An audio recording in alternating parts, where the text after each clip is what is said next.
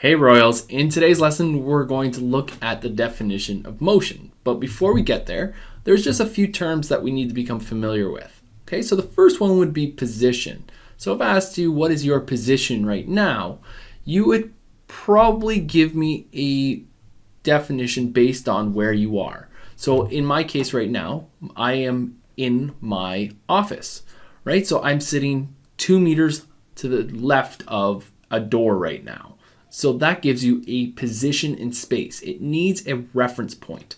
So if we're going to define this, we need a variable to indicate what we mean by position. So because position defines a location relative to a reference point, it's a vector.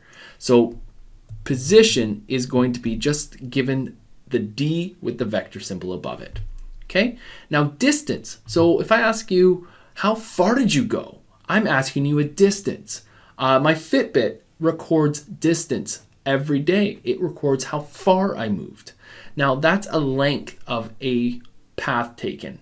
So it doesn't know if I zigzag around the classroom or not, or if I just walked in a circle, right? So it is not a vector because it doesn't define or is not dependent on a direction.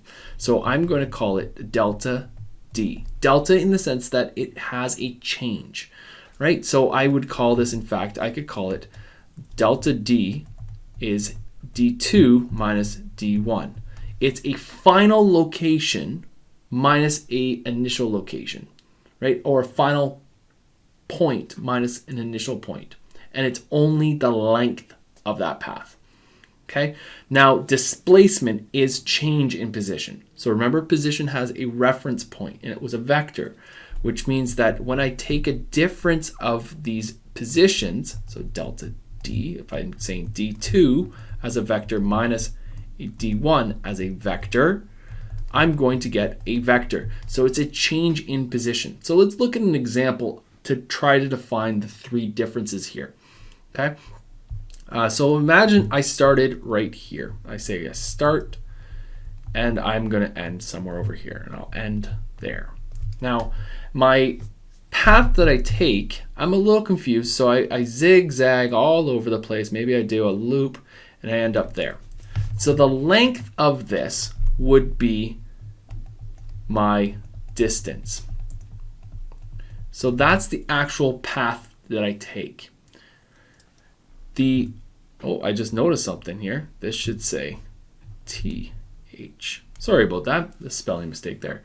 The positions would be D1, because that's my location of first one, and this is D2. So the difference in those vector locations relative to, let's say that I'm doing this as my reference point, that means that I have a vector that can go from here to here. That gives me the location of my start. And I could have a vector that goes from here to here, which is the location of my finish. Notice that D1 and D2 now can be defined based on where they are relative to that reference point. But my displacement will be the straight line vector between these two locations. So this line here is my delta D. That's my displacement. It's the change in my locations from the start to finish.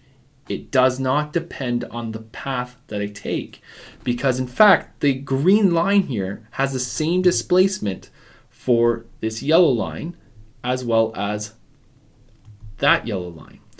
Both of these lines have different distances, but they have the same displacement because they start and end at the same location.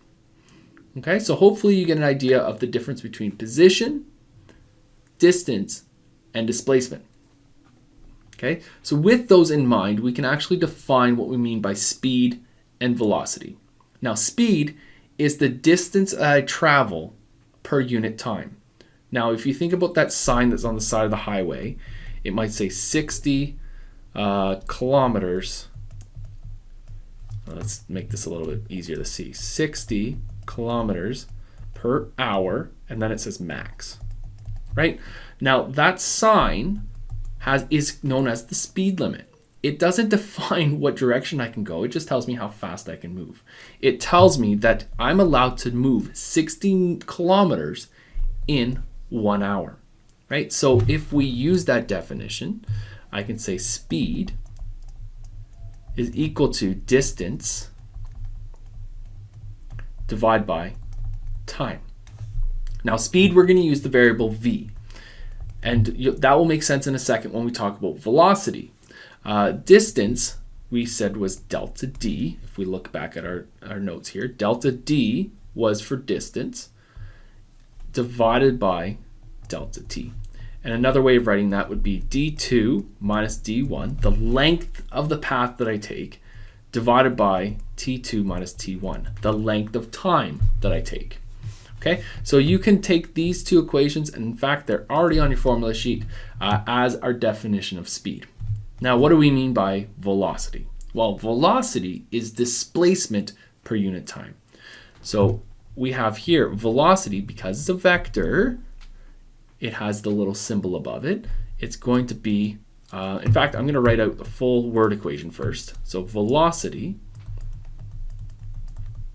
is displacement per time. So as a vector, it's v with a vector above it. Displacement we defined as the delta d with a vector above it, divided by delta t. So we can actually write that as the velocity as the position 2 minus the position 1. So the final position, subtract the initial position, divided by the change in time. Okay, so again, these two equations will help us define velocities. And again, those are on your formula sheet for us.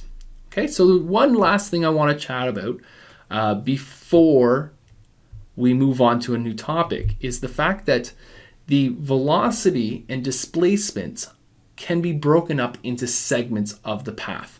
So if I imagine that I started, let's say I start here, and I'm going to end, I don't know, here. I could have one segment of my path. I'm going to use a straight line here. So one segment of my path might go in this direction. So that might be my first displacement. I walk there, and maybe I visit a friend there. Then I can walk along and I can come to, say, let's go to this position. Right? It's a big long walk here. This one's delta d2 as another displacement. So it's a displacement relative to where I ended my first section of my walk. So maybe it was relative to my friend who was at this green dot here.